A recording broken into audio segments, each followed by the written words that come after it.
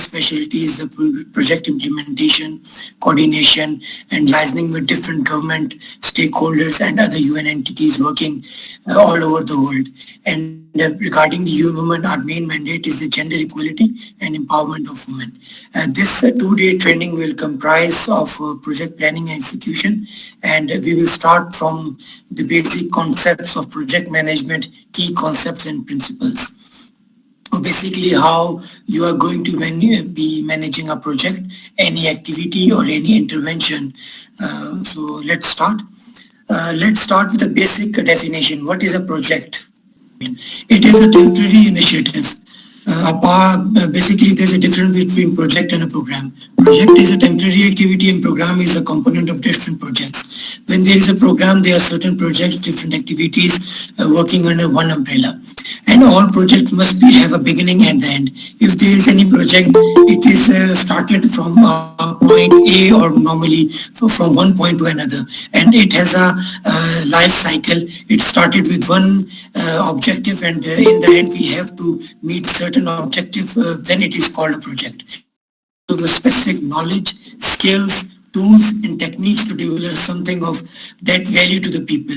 Project is mainly for the community we are living in, we are working for, and normally what we called non-government civil society organization or any government part or any UN entity or any development partner who is working on these projects, whenever it is effectively and efficiently managed, then it is comes under the definition of project management. For example, the development of a software, if someone is working for the IT company or IT software house, then they are responsible for developing a software, then it is also a project with an aim to improve business processes. And it can be a construction of a building, it can be an effort in any natural or man-made disaster, because whenever there is a disaster, either it is a man-made or natural, there are certain projects, there are certain interventions to help the affected community or affected population. And if it includes the expansion of sales, obviously sales are the component or the main ingredient of any business or any project. These are all examples of the project. And if you are working on certain areas and this definition doesn't fit, then it is called operations. Basically, the main difference between the project and the operation is an ongoing activity, and even if the project is ended or if it is finished, then there is an operation at the back end of that project. It is continuously monitoring, working, doing the finances, doing the budgeting, and trying to conclude that project. And if one project is finished, they will move to another project, and that is also the responsibility of the. Basically, projects should be chosen and prioritized based on the impact to business outcome. It is difficult to prioritize a project if your team strategy to achieve desired business outcomes is clear. If there is no impact, if you are working for one of the community and they are not not benefiting from that project, prioritized or a priority of that project, and it has to be supported by a team strategy to achieve desired results. You can see a picture on my right hand side. One, there are the prioritized activities which are lined, and the top one is not prioritized, because you will see lot of confusion. You cannot see one point where the project is starting or where the project is ending. But as compared to the other one, where you can see the lines, each activity and each intervention is prioritized, so you know which is your priority, which activity or which intervention importance. So in the end, the main beneficiary is a community or main stakeholder, which we will have discussed in the later stages of this presentation. And if you will focus on my left, you will see different statements. You will see a kind of a web. It includes cost, it includes procurement, it includes time, risk, integration, resources, quality, stakeholders, scope, and common cautions. Communication, ingredient of any project. Effective communication can lead to a better execution of any project. Project is all about the change. as we know. And if it is all about the impact, if we define impact is the negative or the positive behavior on any community or any intervention we are going, or we are the part of. Communication, it normally focus on the communication. If we are regularly communicating, then the project outputs and impact would be clear. Consider the project management domains when crafting any plan. Regarding the project management, we have to work within the domains. We cannot go or we cannot work outside that domain, because if we work outside of those domain, then there will be a problem, because at the back of any project there is a donor, there is. So here we will see the benefits and the value, what we are delivering, what benefit we are providing to the end beneficiary or the person at our end. It is the most valuable thing, whether that is customer value, whether it is a business value, or it is a financial value. Normally the development project, then we are using the finances to help those communities in need and those people in need who need our immediate attention. And then there is a limitation. We have to pay attention to what being measured or reported to a senior leadership, because project not report everything. There are certain human impact stories, for example. We can raise different case studies, success. So it can be a good impact on our end, and as well as we can share those successful studies with the donor. So normally those success stories help us to go for the project, and as well as it includes these kind of intervention. If it is not reported correctly, then there is a short life of that project. And the points to ponder, points to consider, and points to remember, it is that do plan in isolation. Every project, it is comprised of any team. For obviously we have some senior colleagues here who are working with the teams. It is not like a one-man show. There are always a team working at the back end or the backstage of any project, and they are all and involved in the process. And don't jump into the design and development straight away. Gradually thinking and gradually planning will have a fruitful impact on the project, and start to fully understand the problem you're trying to solve. If you have not identified a problem, then you will not solve it. It will remain a problem till even if the project is completed. And then if we moved ahead, the amount of process should be appropriate to the scope and criticality of the project. Don't let the process take over. So we have to consider that the process intimidate you, should not pressurize you. You have to take over the lead, so you have the complete control over the project. And then the process should enable communication, engagement. If a specific process does none of them, then you have to try again, because communication, collaboration, and engagement, these are three key ingredients or the key components of any project. And then you have to stay focused on the outcomes and the consistent questions of level of progress to ensure that a project doesn't slow you down. And if the project is ever slowed or ever you're not reporting it properly, then there is a finances involved and of the project. It is not like you will get the finances in one go. You will get the project finances and the budget in different tranches. For example, you will get quarter, and then you will move to the next quarter, and you will have to complete 4 quarters in a year to get all the finances. And it is normally dependent on the satisfactory reporting, and adapt to the guidelines you meet. You meet the needs of the project. Guidelines can be set in the beginning, that you have to focus what things you have to consider, and you have to remain in the boundary. You cannot entertain every request of the beneficiary. If, for example, one project is the disaster focus, then you have to focus on the community which is affected from any disaster.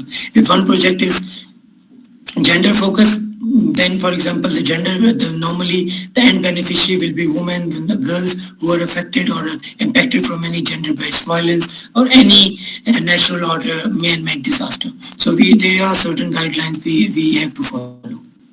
Then if we move ahead, the main objective and the goals of any project is very, very important. The goal is to be on the same page as your stakeholder.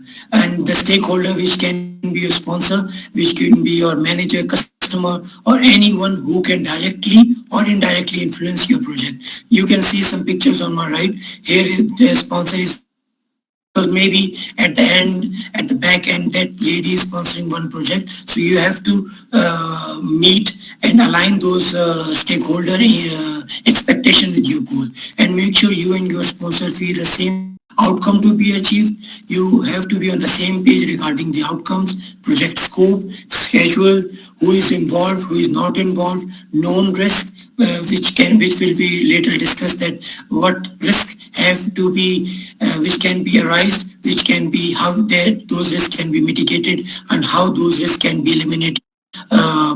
Project implementation and the resources needed. One of the main thing or main component or main segment of any project is the resources. If you do not have resources in hand, then you cannot implement that project, because one is the operational cost, one is the project. Operational cost, you have obviously there is a team working on any project. For example, regarding this short training, there was a team involved. They have created that link, they have contacted the sponsors, they have contacted the stakeholders, and they have drafted some questionnaires to assess your knowledge. So the resources are very important. And lastly, anything else you can add that could impact the project. This is some few things you can consider, and it is not just limited to these things. It can be added or subtracted, or it can be modified as per our needs. Things you have to keep in mind where to begin. As I said in the earlier, that there is always a beginning, there is always the end of any project.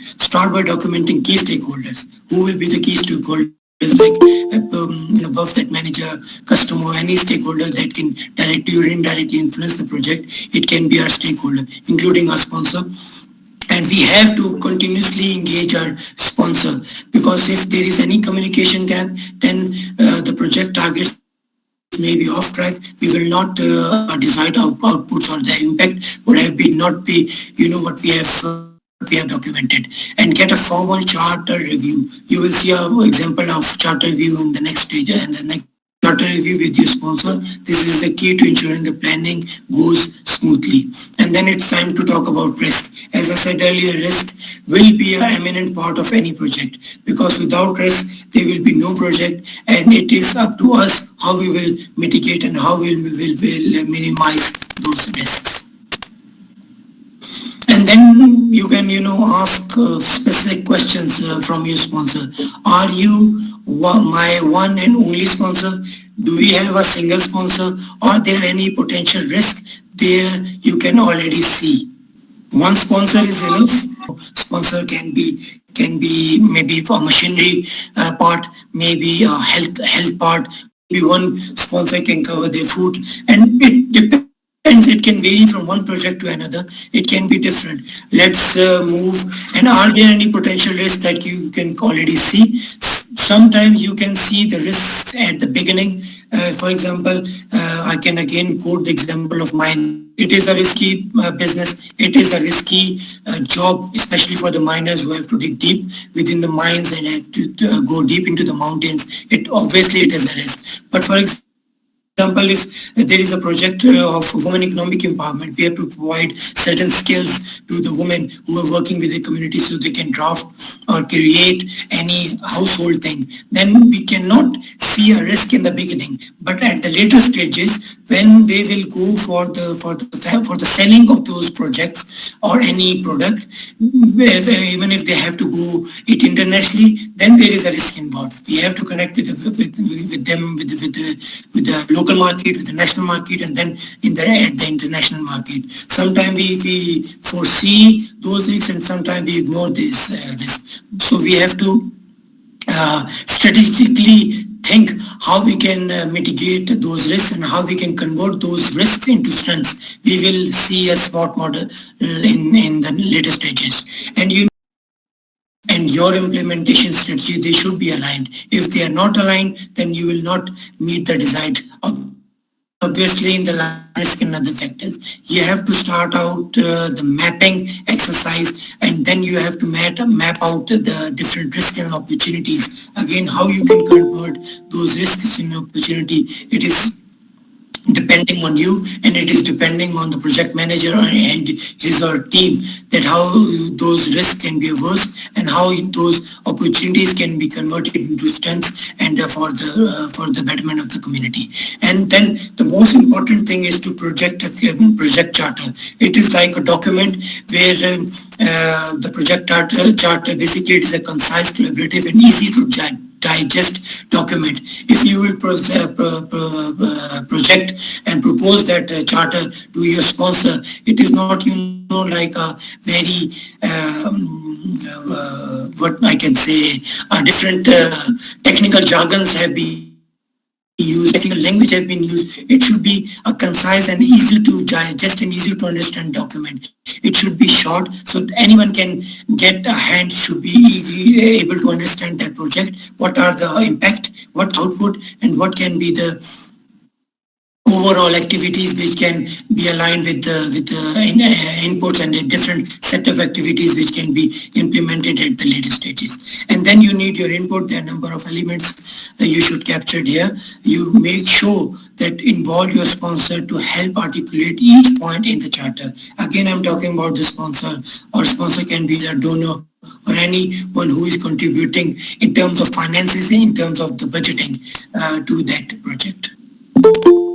And then at the later stages, when you have the charter ready, it is in your hand, it is the part of the agreement, then you have to review the plan. You fail to plan, then your plan, when your plan will be eventually fail. So you have to to focus on the project plan, provide all key stakeholders an opportunity to review. So you have to provide an equal opportunity, equal time, so they can review that plan, so it can be betterly implemented within the specified span of time.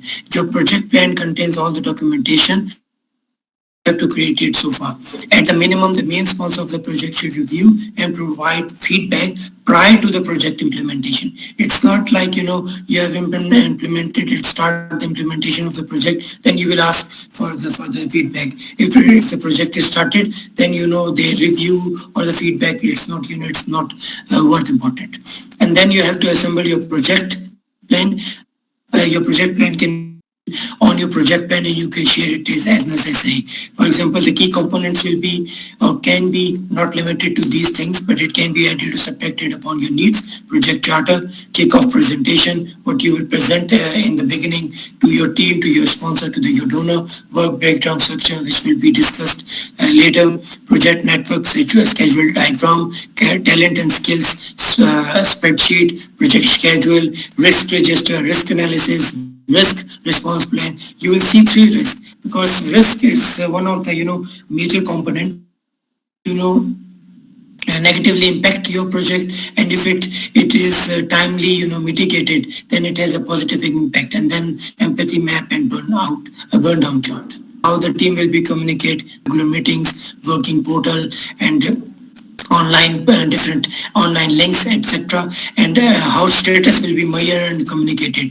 If your project is going on a right track, then it will be equally measured, regularly measured with how with the project continues from first point to the last point, and it should be effectively, efficiently and timely communicated. If you see that a project is off track, and if it's not meeting the desired objective, then it should be timely communicated, so the alternate strategy or alternate mechanism should be implemented and taken to part. And then stakeholder management engagement rules, and here in stakeholder engagement rules mean that not anyone can contact the main stakeholder. It should be the priority or the responsibility of the project manager, because if everyone will communicate, then things will be mixed, things will be puzzled up, and not everyone will understand what our stakeholders needs and how when to ask for help. Then if you're working on any project, then you have to understand how and when you need to ask for the help from the senior management, then it depends on you how means any channel or any platform you will be using, and when. Obviously the timing is very important. If the project is totally burned out, totally damaged, it is getting out of your control, then if you seek the help at that time, then there is no need, and it is not, if it will not affect and it will not contribute any positive impact of that. So the timing and the when part is very important. Here you will see how to create a project charter. Your project charter or your charter will contain a high-level information, including the intended project objectives. As I said in the beginning, that project goals of the objectives are very important. And then you will focus on the project scope, schedules, and the risk, etc. part. But first you need to have a project. For example, here you can see a project that different plants, and then you can see the transformation. Maybe in the beginning it's just a small seed, and then with the passage of time, with your time, and when you invest your time, when you invest your finances, then you will convert something like this. I will show you a project charter example which you can see and use in any part of your project. So basically, this is I have taken from the PMI, Project Management Institute. Project Management Professional, it is a international exam or international certification. So basically what I intend to say that this document is a part of the PMI training, Project Management Institute training, and PMP is international certification. So this document can be reused if it requires so. And tomorrow I will give another presentation how you can earn a PMP certification, Project Management International Certification. It is an international recognized qualification, and it can help you to grow within your organization. It has financial implications as well. If someone has a PMP certification as compared to someone who don't have a PMP certification, the salary difference, there is a salary difference. One who has a PMP is getting more salary, and they have a career progression opportunities. They can move up the career ladder more often as compared to the one who don't have. So basically this is the example of the project charter. I can share all these attachments with you guys tomorrow, inshallah.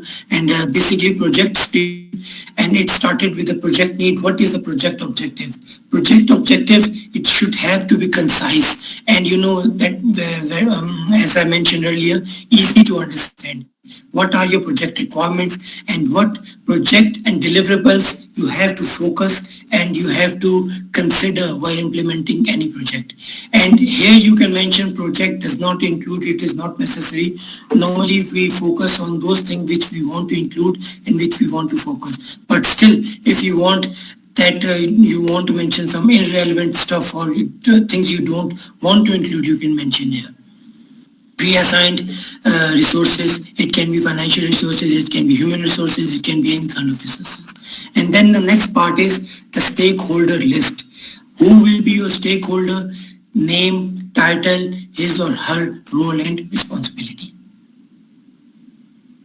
And then you can summarize the milestone, what is your key milestone, and what is the intended date you want to complete that specific milestone. It can be, normally it is donor driven, it is assigned by the donor, but you can assign someone in the team internally as well.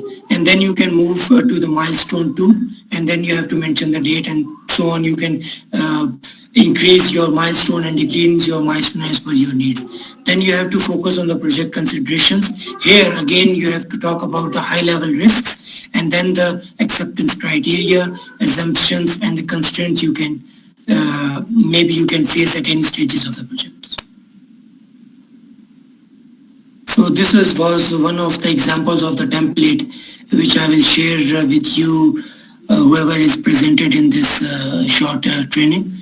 So let's move to the next part, which will be project objectives and scope.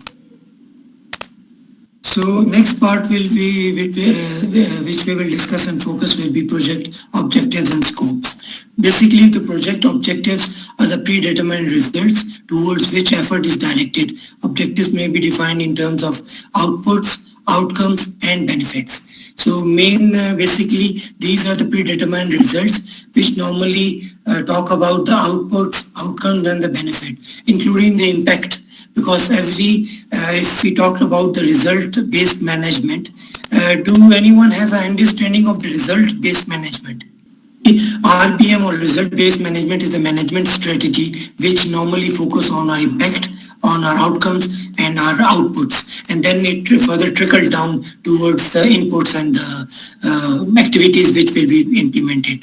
It is a monitoring strategy, monitoring document, or which can be, where you can have an impact, and then further you can focus on the outcome areas, and then further you can focus on the output areas, and you can align those outcomes and the outputs with our impact, and you can monitor those activities in RBN perspective.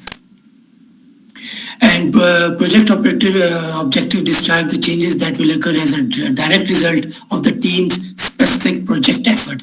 If the team is involved in any intervention, then their efforts will be directly seen, or you can note down, or maybe reflect those changes as per the project objectives. Project objectives state at a high level what the project team will do to address some part of the business objectives. Basically, these are the high level objectives that can be aligned with our business objectives or business or any project that we are going to implement, or it depends on our beneficiary. If it is not beneficiary focus, then we have to change our objective, and it can be done and it can be completed in the beginning. As I said earlier, when you have sharing a plan with your stakeholder, then you have to discuss internally and before the implementation. And project objective, for example, you have to design, build and implement a new inventory system, replacing 3 redundant inventory systems by second quarter. So this can be our objective. Or maybe another objective can be to empower a certain number of women within a specified community within maybe, let's say, 6 to 9 months period, or maybe by the third quarter of 2023 or the fourth quarter. It can be a project example. It can be redesigned, it can be rewrite as per our need or as per the need of the donor. Objectives must be understood and bought into by small project stakeholders, and it should have to be smart. Can anyone give me an example or share what basically the SMART objectives are? Management student, normally we heard and we read these statements. So basically, if you are making any objective, you're drafting any objective, then it should be smart enough to be implemented, to be understood, and to be, if you want certain objective specific, it should be clearly stated. It should not be ambiguous. It should not be confusing. If someone is reading your objective, then it should be focused. It should be clearly stated enough so that anyone can understand. And then second one, be measurable. If it is measurable, then there are certain metrics or then certain levels involved. Then the next one is attainable. The team agrees the objective is realistic, it is attainable, it can be attained, it can be realistic, it can be, it can be happened within our local context. You cannot propose something which is not, you cannot implement within your local community. For example, if you are implementing any project which is acceptable maybe in Europe, but it is not acceptable in our part, then it is not realistic. Maybe someone has drafted a very good project and written that this will be the desired impact, and this can be the desired output, and this can be the desired activities. But if it is not realistic, then you will not meet the certain objective, and that can only be happen if your community you are working with, they are satisfied, they are happy with your efforts. as I said, if it is not like, if you're making a global project, it can be implemented in any part of the world. It should have to be considered, and you have to consider the local values, the local norms, and obviously the tribal values when we are considering or implementing any project, especially in our part of South Asia, let's say. And it should have to be relevant. It fits with the organization's strategic plan and support the project charter. And then there is always a time involved. It should have to be a time-based, and objective is stated objective without target dates are merely dreams. As I said earlier, when I shared the screen of the project charter, you will see a milestone, then you will see a date as well. There is a certain time involved. You cannot state your milestone and you will say that you will complete that milestone within the next 12 months. No, you have to be specific. You have to mention maybe some few weeks, maybe at least the month, which specific month those activities will be completed. And then the process of documenting objective is to review, clarify, and objectives stated in the project charter. When you are documenting any projects, any objective, then there are three areas. First, you can review it, you can clarify it, and then the objective stated in the project charter, it can be aligned with our overall objectives.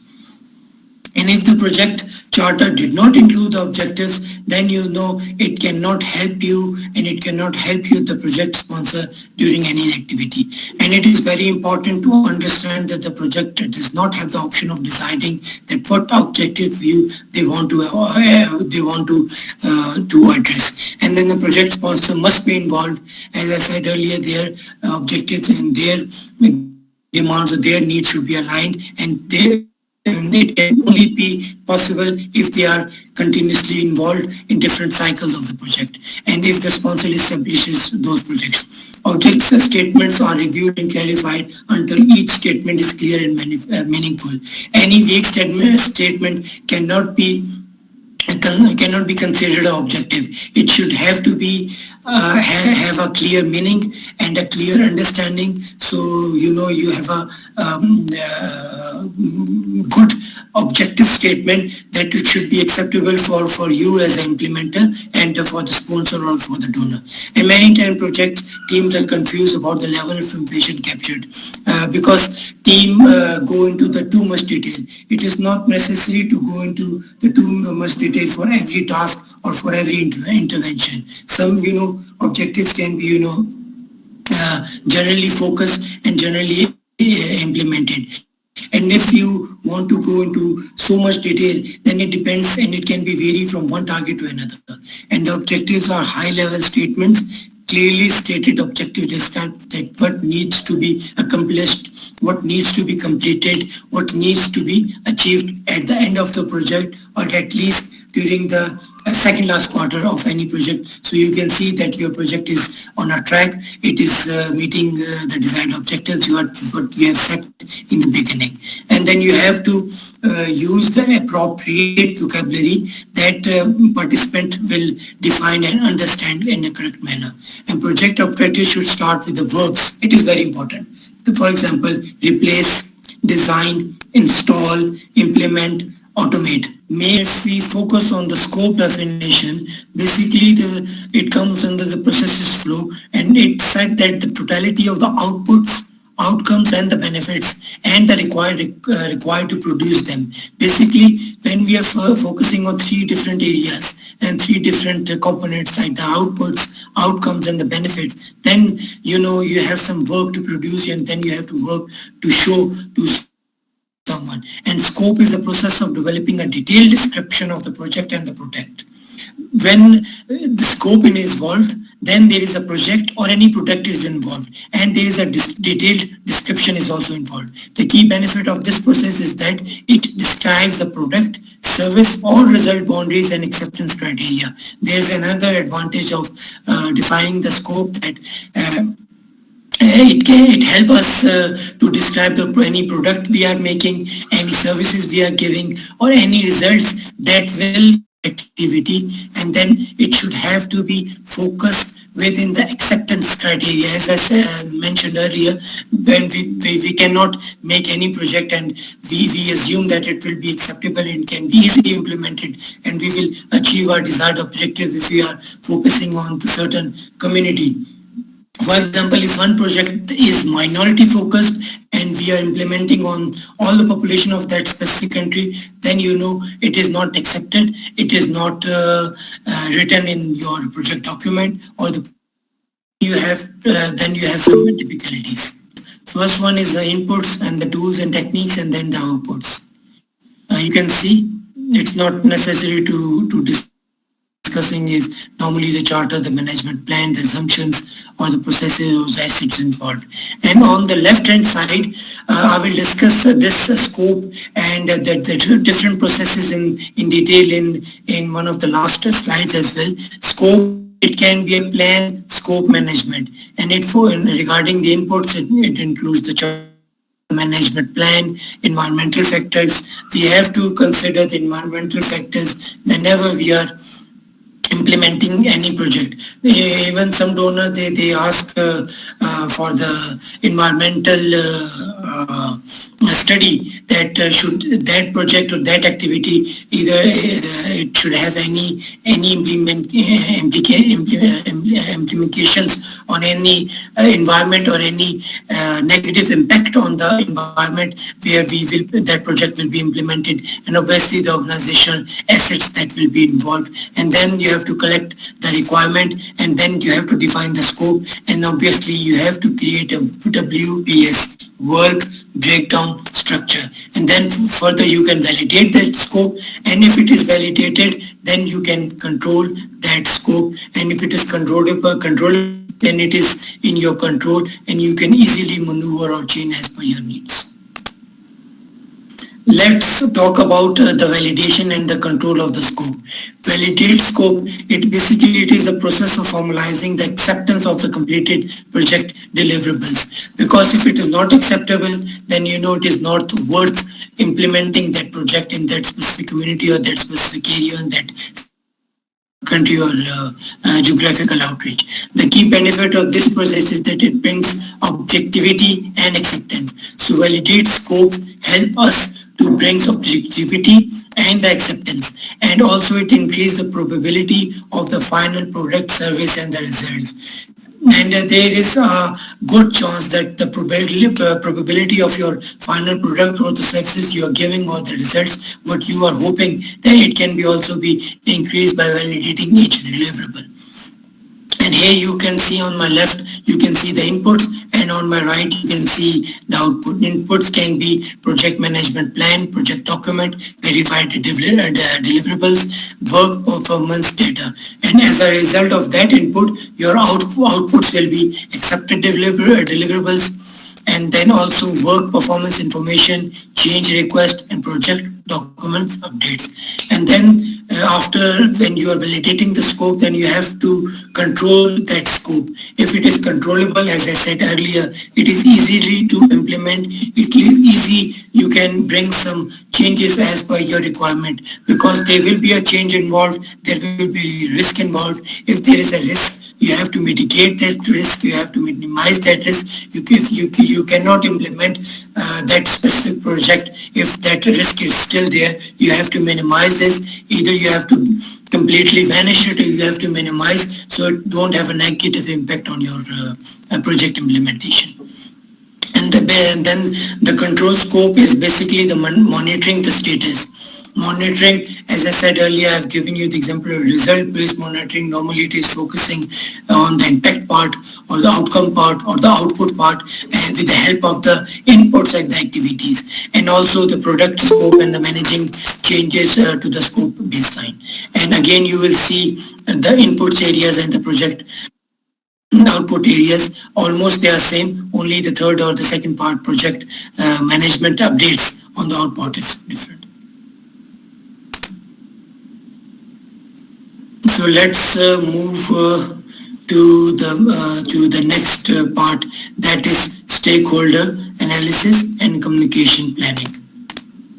So you will see two different segments here, individuals and organization. They can be a stakeholder and they can be either negatively affected or they can be positively affected.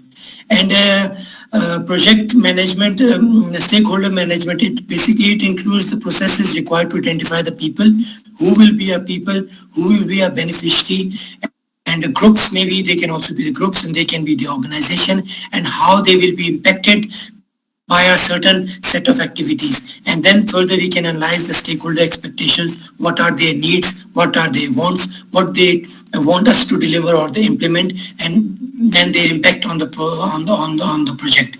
And you can see a chart. One is focusing on the influence part and the other is focusing on the cost part. When the project is started, there is a time involved and there is a project ending involved. Obviously, when project is a temporary endeavor, it has certain limitations. When there is a influence involved, then on the other hand, there is a cost involved as well. And when these both factors are involved, then the ability of the stakeholder to influence the change is high at the beginning. See, when it is in the beginning, the influence of the stakeholder is high, but it decreases with the project progresses. With the passage of time, it decreases, but in the beginning, it is very high. And conversely, the impact or the cost of the change is lower at the beginning and increases as the project progresses. So you can see a high and the low part in this segment. And you can, easily identify some issues by drafting an issue log or the action item log. Issues log are basically a tool in communicating about and monitoring a project. You can identify any issues and you can identify any problems and you can create a log from those issues and problems. An issuer log should contain the owner assigned to resolve the issue and the target date. For example, when we were talking about the milestone and the date, when there is any issue, then there should be a certain date and certain time involved that after what time you have to solve that issue. If it is not resolved, then your project will not move and it will be, remain stagnant and it will remain at one part. And then you have to focus on managing the stakeholder processes. Managing stakeholder involves communication, expectations and the requirements that are addressed in the process. It uses various methods to communicate effectively. There are face-to-face meetings involved, how to manage those stakeholder processes, and it can be virtual or it can be in person, because you have to extensively and ensure that effective communication regularly being take part, either it is in person or whether it is virtual. For example, when there was a COVID, all the meetings were switched and transferred to a virtual rooms, and now we are back to normal. And then if we talk about the communication management plan, then you have to focus on the information exchange technology.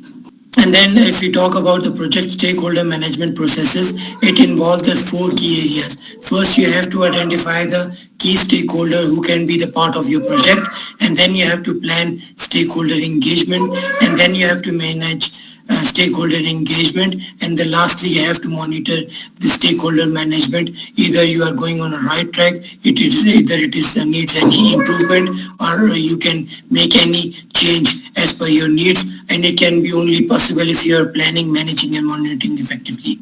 And then the tailoring consideration can be, because each project is unique, as different examples were quoted, then there will be different projects requirement for different communities or for the beneficiaries. It will be diversity focus, there will be complexity of stakeholder relationship, and there can be a communication technology involved. That what kind of the technology you are using and what support mechanisms are in place to ensure that you best value to achieve that technology.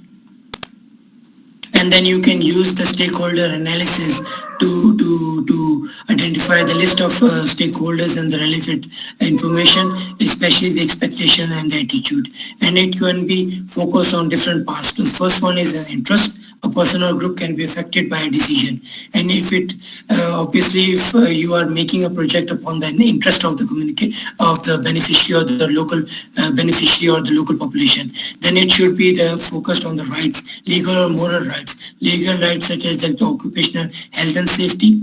And it should be, you cannot violate the local laws and the local values while drafting or implementing any project. Then it should be have the ownership of the beneficiary which you are working for, and most important, ownership can be the government. If they are not owned by that government, it can be rejected by the local population and local government.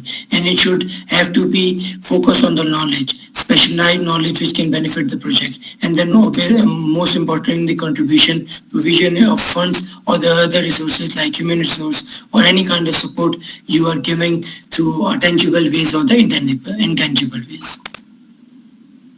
And then when you are planning, then the communication planning is one of the very important segment, and it can be led through the virtual team environment as well.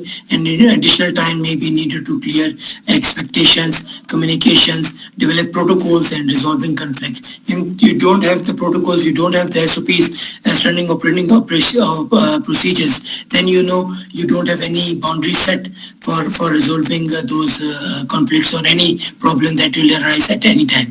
And then conflict management is very, very important. If you don't know about the conflict, and if you don't know about how to manage those conflicts, then you will have some serious problems. And conflict and the risk is an inevitable part of any project you are implementing.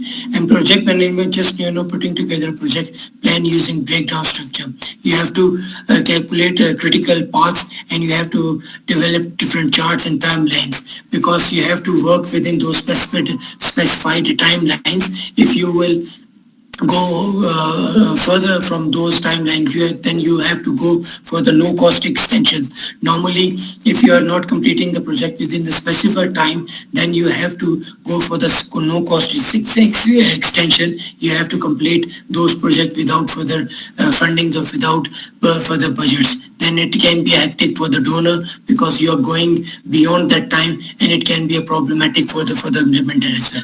And communication, it involves on 3 W's and 1 H. Who will be initiating the project communication, and who will be receiving that information? For example, the receiving and the sender model, when the information will be disseminated, when part, the timing part, and what critical information have to be shared. So who and project communication, and who will receive, and when, and what, and how. How part is with different methods, will be the information, and with different channels will be used. Stakeholder mapping. Basically, there are some different ingredients involved. The main components are the power part and the interest part.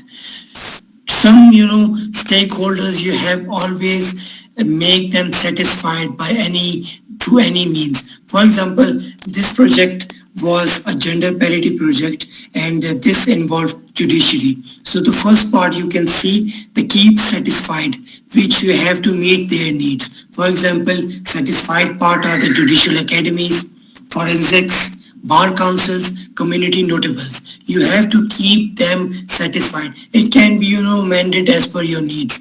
And then the manage closely part, the key players. As I said, it is a gender parity project. It is a law enforcement of the police or the judiciary segment part. So main players here can be police or any law enforcement part, for example, army or any part, the prosecutors, the crisis and protection centers. It can be lawyers, it can be planning and development departments. And what are the expectations? Again, on the yellow part, alignment with their annual plans. If we are working with, for example, with a judicial academy, it can be a government part. They have a annual work plan. If you have, for example, in Afghanistan, if you are working with the law ministry, that law ministry should have an annual plan. You have to align your project activities with their annual plans. So you have to keep them satisfied through this means. Also, you can strengthen the institutional capacity. For example, if any colleague is working with water department and the project is focusing on the clean water project, then you have to strengthen their institutional capacity, because normally government sometimes they don't have that capacity to deal with different state of the art project, especially when the technology is involved. And then you have to request beyond the scope of the project and UN Women mandate. And also to meet their expectations, you have to go beyond the project scope and you have to align with the organizational mandate. And lastly, you have to focus on the strategy part. Continuously engagement throughout the project. You have to continuously engage your key stakeholder. If it is government, you have to continuously engage with the different meetings. You can engage them with different trainings. You can continuously meet them, brief them about the project, so they are completely engaged. And if it comes to any meeting part, the donor wants to meet them, so they can give a good report and you can further apply for different funding opportunities. And then you have a clear communication and you have to keep cordial working relationship. And on the yellow part again, you have to meet the expectation of the key players as well. You have to keep them informed about your project. You cannot hide anything. You have to set a clear communication, and then you have to recognize their work for the broader platform, and there is identification of focal points for swift communication. If there are focal points from your company, from your organization, there is a focal point from the government part or from the community part, then the communication is very swift, communication is easy to understand, and it can be effectively managed and effectively transferred. And then the association with the reputable development sector, for example, UN, maybe any other UN agencies, or maybe any other civil society organizations, or any other non-government organization. Again, there are certain strategies. So we have covered the keep satisfied part, we have covered the manage closely part, the keep less, and then we can, there are some, the important segments, and then, some are least important, but they also needs to be monitored or involved. For example, here we have here a social welfare department. We have different alliances, and EVA-G Alliance means Ending Violence Against Women and Girls Alliances. Although they are least important, but they cannot be totally neglected. CSOs again, civil society organization, WDDs means Women Development Departments. What are their expectations maybe? Although they are least important, but normally their expectations are they want to go on the exposure visits. They have a specific demands to meet their human resource. They want direct or indirect involvement in the projects. For example, when you are arranging any activity, you will always have a demand that the certain NGOs, they want the logos on the banner. It is a regular exercise or a regular practice from different NGOs. So they can show that they are involved, they can show that they are the part of the any activity. And strategy can be defined roles. You can define roles from the inception, from the beginning, that what will be their role and what will be their limitation. They cannot be, given due importance as compared to the government part. Although they will be monitored, they will be least important, but there will be some limitations involved. And then you can again invite them to be different in events, so they can felt important, so they are at least we are considering them. And then you can engage them in normative advocacy work. Normative work can be any policy level work where there will be a norm work involved, there will be a behavioral change intervention involved, and obviously the advocacy. And then you have to show consideration to certain segments. For example, here I have mentioned Ministry of Human Rights and Directorates, CSWs, caucuses. For example, there are different commissions, women-led commissions in different governments. So you have to show consideration to them at least at the beginning or maybe at the later stage. What are their expectations, for example? Again, they want exposure towards maybe they need some technical assistance. There will be a demand of human resource. Social media projection, they want that whenever there is a joint project, they want equal projection and equal recognition. And strategy, again, you have to define the roles. You have to invite, you can invite them to different events, give them the speaking slots. If there is a event, you can give them a speaking slot. They can speak about their organization, about their work. There will be no monitoring, monitoring or any financial segment involved, but they will be feel valued and they will be feel equally important as compared to anyone. And communication publicly, you can publicly communicate them and publicly advocate their work through your platform, and you can engage them in normative advocacy work, as I said earlier. Here you can see the cause and effect part. Different causes and their effect can be on your right, and causes can be like lack of awareness, and it can result in the delay of activities, lack of positive activity, discourage victims. And for example, if you go to the number maybe 13 part, lack of evidence, then you have uninformed planning. I will share this document for your understanding as well. Vision statement is very important, as we have tried to cover those objectives. For example, vision statement is focusing on by 2024. Here, the time period is involved, women and girls subject to violence. The end beneficiary involved, that those women and girls are involved which are subject to violence will have the enhanced access. So what will be our strategy? You have to enhance access to a quality and gender responsive justice sector services. So who will be a key player here? Justice sector. So again, cause, approach, and what will be the impact. For example, let's say lack of data and evidence. What can be the approach? Evidence-based research. There should be a journey mapping. There should be NGDP's National Gender Data Portal, and any data portal can be used as a repository. Capacity to use data and link GMI's Gender Management Information System. And then you can focus on the result part, informed planning, and the decision.